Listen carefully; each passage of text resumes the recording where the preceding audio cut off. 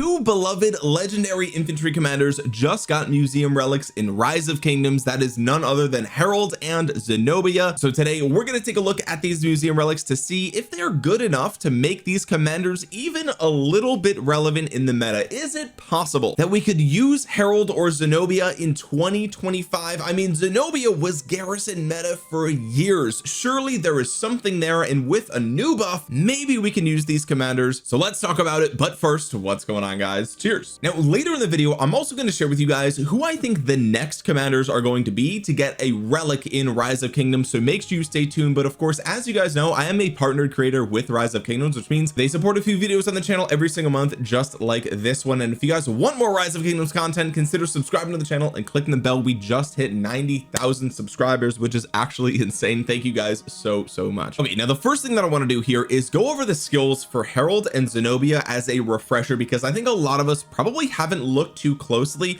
at what these commanders are doing lately. So Harald is a skill damage infantry commander who also can do rallies. Now this is kind of a I mean, skill damage infantry in 2025, like, sure, we have Ragnar CPO, right, but that is like the cream of the crop. Can Harald really compete with that? Let's take a look. The active skill says if you are not surrounded, you deal 1200 damage factor to a single target. This is a 1000 rage requirement. That is not going to cut it. That is not even the amount of damage factor that you get from something like Saladin. I mean, look at Cao Cao. All right, 1400 with his relic at 17. All right, so a 1200 single target damage factor is absolutely abysmal in 2025. But if their troop is surrounded, meaning if this commander's troop is surrounded, this skill instead deals direct damage to up to 3 nearby enemy troops with a damage factor of 1500. Of course, there is that standard reduction here. After using this skill, the troop gains a 20% bonus to damage dealt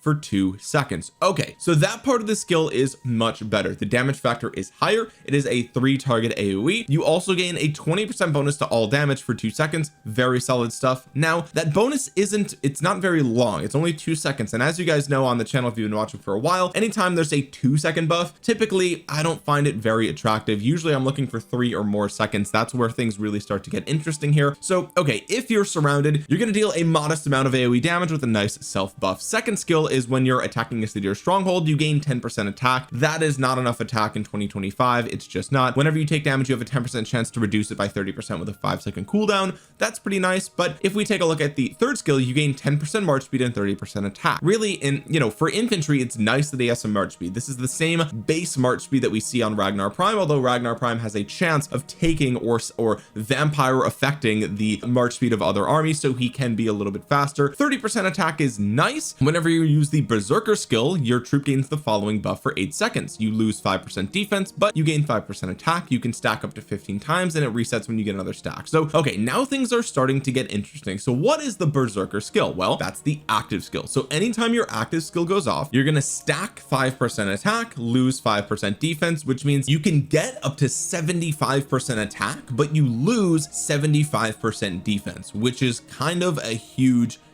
penalty. So really a double-edged sword here. Let's take a look at the fourth skill. It says if you are on the map, whenever you launch a basic attack, you have a 20% chance to trigger the berserker skill and gain immunity to all defense debuffs for 3 seconds with a 5-second cooldown. So here you can see you get a little bit of relief from that 75% defense reduction, right? 20% chance. So 1 in every 5 basic attacks, you're going to cast your active skill. Well, wait a minute. Now all of a sudden his active skill sounds pretty good, because 1 in every 5 turns you're going to get a free cast. So even though his damage factor is on the low end, you're going to be casting this skill probably twice as often as any other active skill in the open field, right? The exception might be something like Emperor Jin, who's just always casting, right? But really, like, if you actually zoom in and watch a Herald in the open field, the axes that are flying over his head indicate that he just casted his active skill. And if you watch him in the field, he's constantly throwing those axes. So you are constantly dealing that damage factor here. Now if you are not surrounded, you're only going to be doing the 1200, right? So it's not that interesting, but you do get immunity to that defense reduction, and every time you cast you stack that attack, right? So there is going to be a decent duration of time where you're not going to feel the effects of the 75% defense reduction. It's still pretty devastating, but it won't be around all the time. Let's look at the expertise here. It says when you're on the map you deal 20% more counterattack damage. If you're surrounded, it gains an extra bonus to counterattack damage dealt with a bonus equals the number of surrounding troops times 2% up to 10 troops. So you can get up to 20% more counterattack damage on top of the 20% here, so that's 40% more counterattack damage. Now if you have 10 troops surrounding you and swarming you down,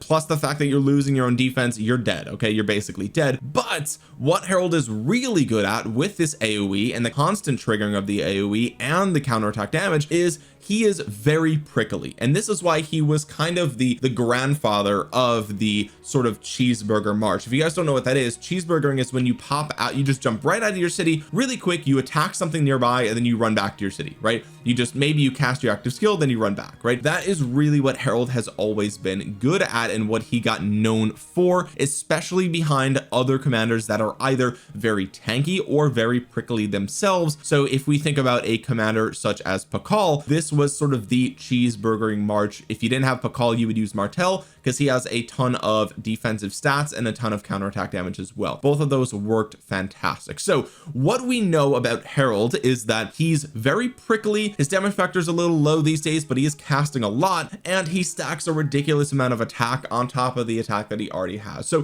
what would we expect from a museum relic to make him relevant or meta again? Well, he can either lean into his counterattack damage or he can lean towards more tanky stats, right? You don't need any attack on Harald, he's got plenty. So you would need defense, you would need health, or maybe you would need some damage taken reduction, or maybe you would just go all in on counterattack and give him even more counterattack, right? So let's jump into the museum here and take a look at what he actually got. Now this was actually revealed many days ago, but it was just now landing into the game, so this is what I wanted to talk about it. Harald gets 10% defense and 5% health, and if we think about the grand scheme of things, this is 15% of stats that arguably he needs, right? He needs the tanky stats, we just discussed this, but when he is being used as an open field commander, he only has 30% attack. He stacks attack but loses defense, so I'm not going to count that because it kind of balances itself out. If we think about what are some of the most relevant open field commanders for the meta for infantry right now, we have Bai Chi, who has 50% of stats. We have commanders like Ragnar, who has 40% of stats. We have commanders like Liu Che, who has 40% of stats, and he takes skill damage taken reduction, right? And he has a really powerful active skill. So when we think about Harald having 30% attack, now we're bumping him up with 10% defense, 5% health, so now he has 45% of stats. I think that,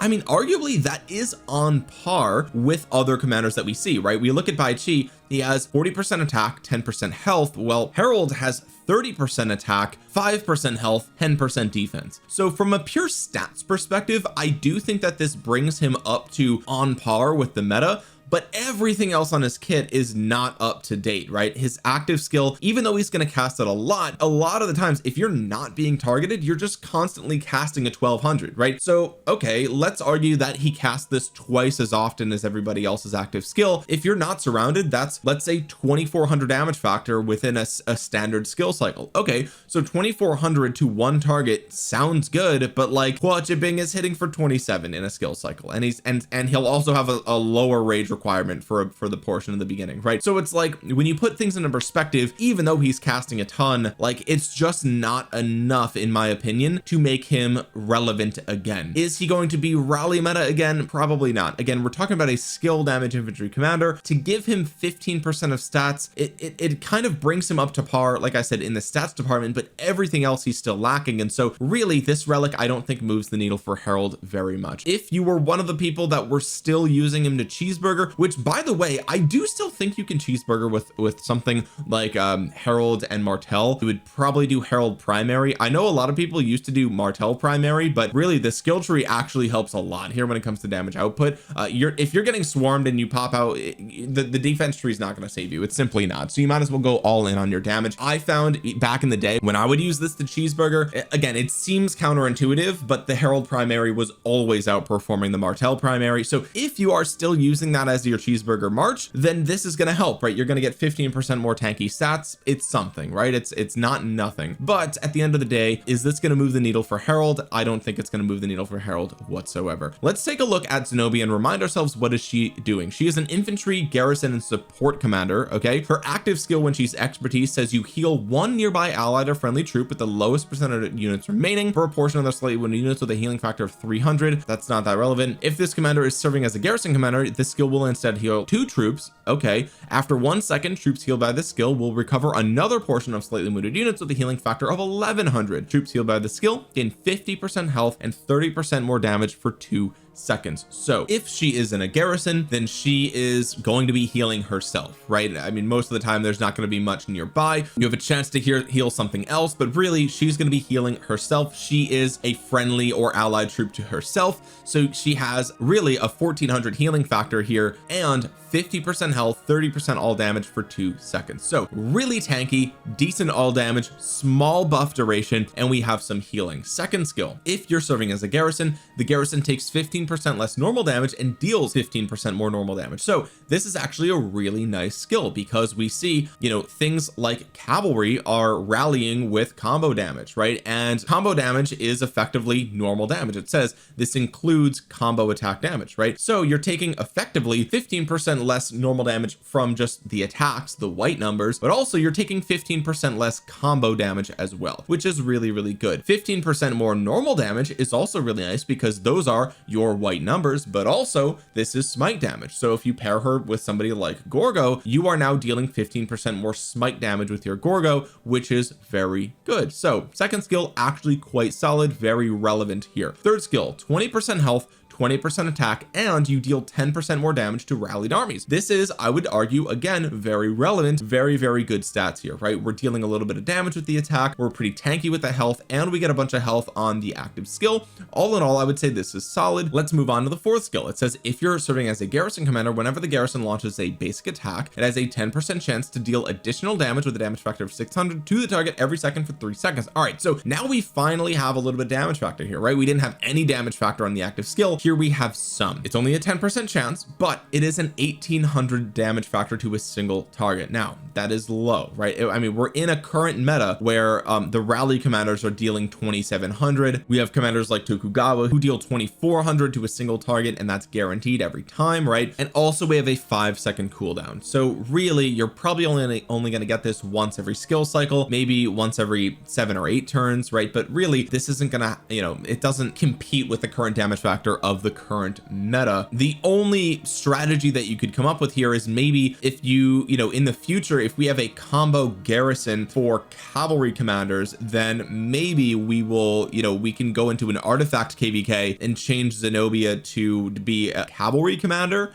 and then, you know, that'll work here as well, because again, a combo cav garrison is going to benefit from the normal damage bonus, right? So there's that. Also, if you get rallied by infantry, by an infantry rally, then you're going to take 15% less normal damage, which includes the smite, right? So all in all, I think this might have synergy with a future combo cav garrison in artifact KVK, but all in all, this isn't that impressive to me, and we've already covered the expertise because it is an enhanced version of the active skill. So really what we notice here is that Zenobia is very, very tanky with her healing, with all of her health, and with reducing the normal damage that you take. She is great for garrisons that you just don't want to pop, but you might lose the trade, right? You're probably going to lose the trade. She's a little bit outdated at this point. The reason she was relevant for so long is because she was so good at holding a flag, right? That's what she was fantastic with, because of the healing factor here. She was especially good in a pass, right? If you had her for a very long pass rally, Zenobia was fantastic there, because the garrison captain would almost never die. I made a video about this a few years ago, but Zenobia as a garrison captain almost never died, because she would constantly be healing herself back,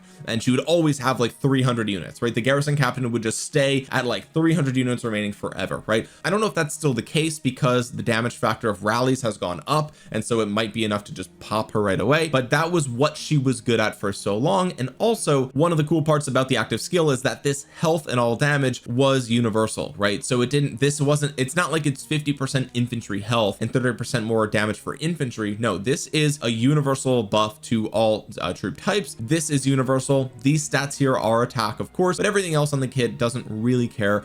Obviously you would want this to be mostly an infantry garrison, but there were people who you could kind of do a Zenobia YSS as a mixed garrison back in the day, and that's what people would run. So now let's take a look at what her museum relic is and see if it is relevant and if it will make her useful again. We have 5% skill damage taken reduction and 8% more counterattack damage. So what we see here is, she's a little bit more tanky now, right? If you get rallied by something like archers, you're gonna have a 5% reduction of skill damage, which is quite good. It's not a lot, but it is something. The counterattack damage I think is actually pretty interesting, right? Because counterattack damage is, that's one of the things that Zenobia was always missing, and this is what made her great with somebody like YSS or with Hera, is that these commanders have heavy counterattack damage, right? And so it would really punish swarming down the Zenobia garrison. Now Zenobia herself has 8% counterattack damage, which is pretty good. Now if you look at a commander like Hera, one thing you'll notice is that he gets 30% counterattack damage, but it's only for 3 seconds. So in total he'll get 30% for 3 seconds. That is 90% counterattack damage in total, but you also have an 8-second cooldown, right? So let's assume that you're only going to get this 90% total counterattack damage bonus for once every 10 seconds. It's probably less than that. It's probably once every 11 or 12 seconds, right? Let's just, for easy math's sake, let's say it's once every 10 seconds you're going to get this 90% bonus counterattack damage, right? Well, okay, if you do 90 divided by 10 seconds, that's on average 9% counterattack damage bonus per second. So if you think about like, okay, well now Zenobia herself has 8 and it's guaranteed. Okay, so that's, I mean, maybe it's not as good, but maybe, it's on par, it's relevant. It looks really bad, right? It looks on paper like 8% is nothing, but really it is relevant if you put it in perspective to other commanders that have counterattack damage. Now it's still much less than something like Martel, right? Like obviously Martel is just like constantly, with 30% is insane. So it's not the best, but it's not nothing is what I'm trying to say. Like you will probably notice this counterattack damage in the Zenobia kit. So between Zenobia and Harald, I actually think that Zenobia might be a little bit more relevant than Harald these days with the museum relic. Now is she good enough to be meta? Probably not, right? I mean, let's be real. 8% counterattack damage, it's nice. It's gonna hurt them that are swarming you. And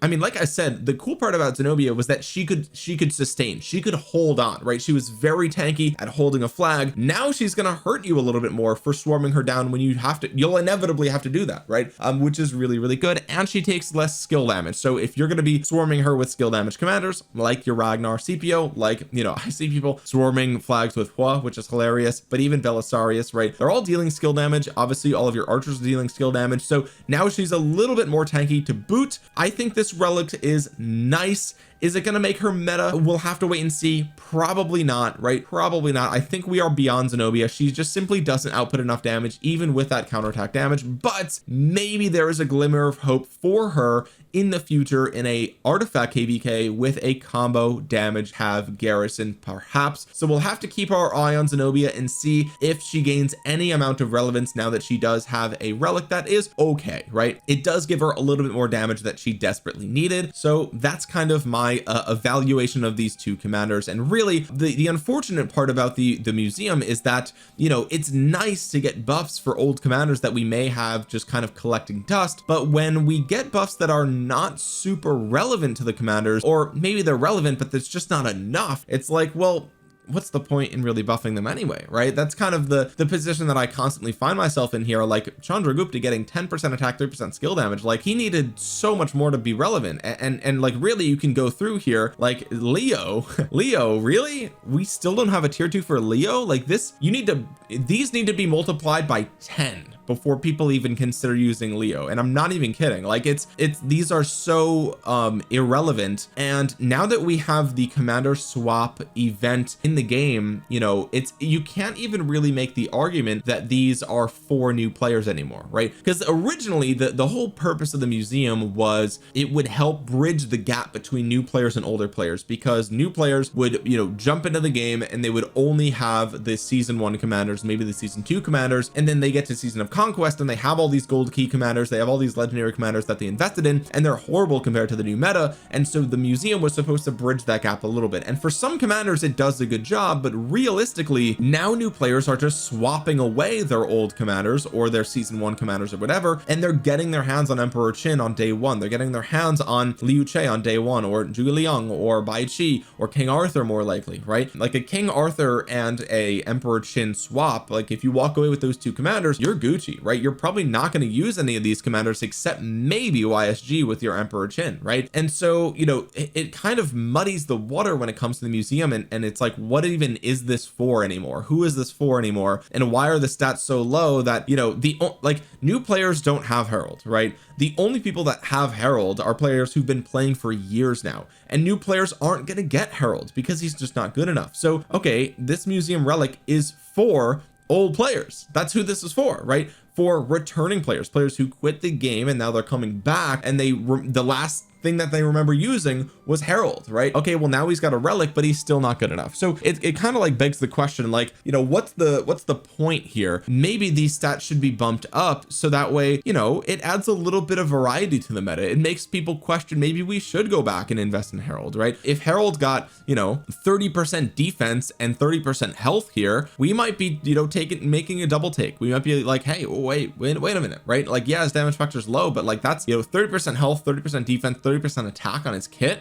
Like, I don't know, maybe we think about it, right? Maybe there's a use for it, you know. It would be interesting to the meta to shake things up a bit, but we don't get that. So that's kind of like my little gripe here, is that like maybe this moves the needle for some people slightly, but at the end of the day, it's kind of just like, what's the point, right? Like, why even pay the graphic designer who went out of their way to design this if we're never going to look at it or use it or touch it or play with it, right? That's kind of how I'm feeling about this. Now, for those of you that are curious of which commanders are going to be getting their museum relic next, the answer is pretty simple. If you look at the commander release order in Rise of Kingdoms, you'll see that the commanders that are getting their relics are in the exact order that the commanders were released. And so we got Chandragupta William, the most recent was Zenobia Harald, right? So that means the next commanders to get a museum relic are going to be Nebu and Cyrus. Now Cyrus should already have a museum relic because he is in season 2 these days. So if we come into the museum right now, you'll see that all of the season 2 legendaries have a museum relic,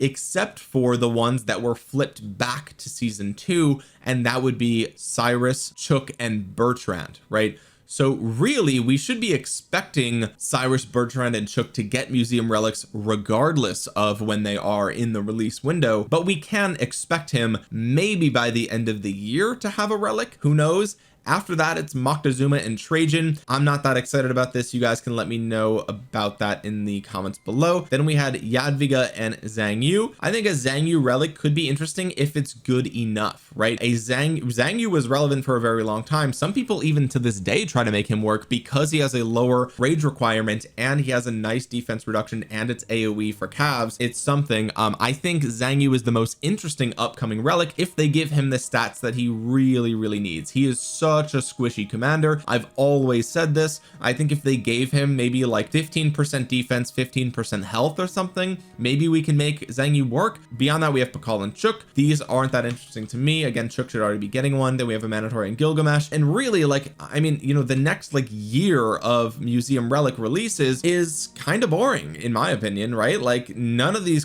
these commanders would need such an insane amount of stats to make them relevant again. And if we, you know, I guess Nebu is like the only one that maybe could move the needle, right? Nebu's barely out of the meta, I would say, with Ashurbanipal's release, right? Like people were still using Nebu up until pretty much Emperor Qin, which is kind of crazy. If you were running 3, if you weren't, then you were never using Nebu. But my point is, like, Nebu, if he got decent stats, maybe he could be relevant in the field a little bit. But besides that, like, I don't know, the next, like, until Nevsky, like we're well over a year away from a Nevsky relic, right? So like the next year of relics, you know, if they are in the same caliber as the last few relics that we've gotten, I'm not really excited about these, to be honest with you, right? Like it's kind of unfortunate that it's like we have nothing to look forward to for museum relics for over a year. That's kind of yikes, right? Like what's the point of the system even, right? Like I don't know. Honestly, the most exciting thing that could come to the museum relic system would be